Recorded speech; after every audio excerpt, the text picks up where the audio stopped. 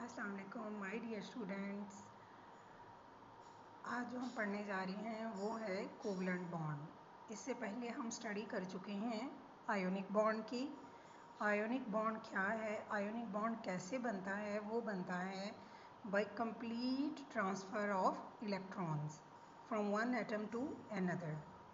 मतलब या तो एटम्स जो होते हैं वो अपना एक इलेक्ट्रॉन डोनेट करते हैं या वो इलेक्ट्रॉन गेन करते हैं, तो फिर उनके ऊपर चार्जेस आ जाते हैं पॉजिटिव या नेगेटिव, फिर आयोनिक बॉन्ड बनता है।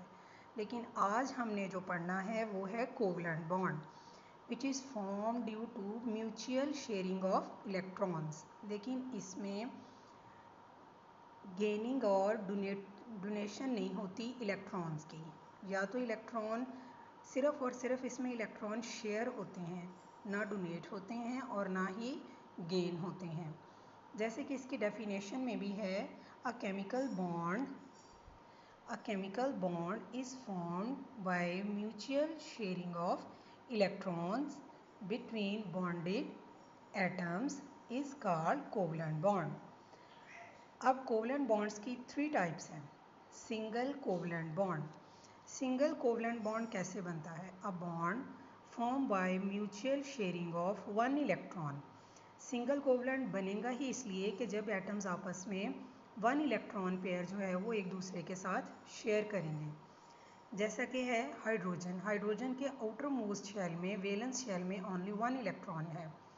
इसको हम शो करते हैं डॉट से। और इस हाइड्रोजन के वैलेंस शेल में भी एक ही इलेक्ट्रॉन है, इसको हम शो करते हैं क्रॉस से। तो ये जब ये दोनों एटम्स एक दूसरे के साथ म्यूचुअल शेयरिंग करेंगे तो ये ऐसे इसको हम लिखेंगे। और दोनों एक एक इलेक्ट्रॉन चूँकि शेयर करते हैं, इसके भी आउटर मोस्ट शेल में 2 कंप्लीट हो गए और इसके भी आउटर मोस्ट शेल में 2 कंप्लीट हो गए। तो इससे जो बॉन्ड बनता है उसको हम सिंगल लाइन से शो करते हैं। That's why we called single covalent bond. और इसकी जो अदर एग्जांपल्स हैं वो है chlorine, hydrochloric acid, water etcetera. अब जो इसकी सेकंड टाइप है वो है डबल कोवलेंट बॉन्ड।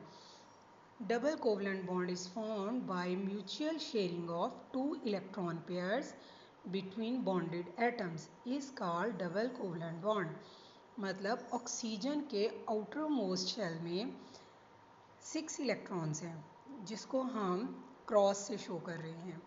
एक और ऑक्सीजन का एटम लेते हैं, उसमें भी 6 आउटर मोस्ट शेल में इलेक्ट्रॉन्स हैं जिसको हम डॉट से शो कर रहे हैं।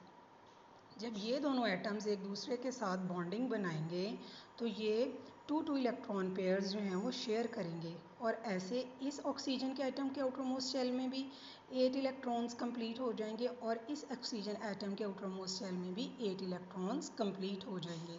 चूँकि ये दोनों एटम्स एक दूसरे के साथ 2 इलेक्ट्रॉन पेयर शेयर करते हैं, इसलिए ऑक्सीजन एटम्स के साथ जो है वो डबल लाइन शो करते हैं और इसलिए इसको कहते हैं डबल कोवलेंट बॉन्ड। और इसकी जो फर्दर एग्जांपल है वो है CO2, कार्बन डाइऑक्साइड। अब नेक्स्ट हम इसकी एक और पढ़ने लगे हैं, वो है ट्रिपल कोवलेंट बॉन्ड।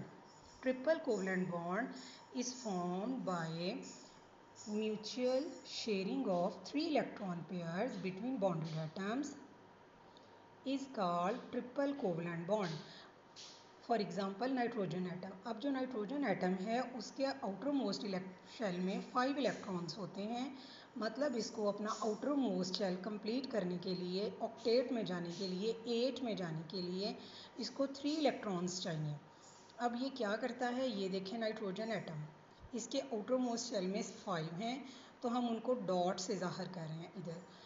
और इसमें भी 5 हैं लेकिन उसको हम जस्ट डिफ्रेंशिएट करने के लिए इसमें और इसमें हम इसको क्रॉस से ज़ाहिर कर रहे हैं।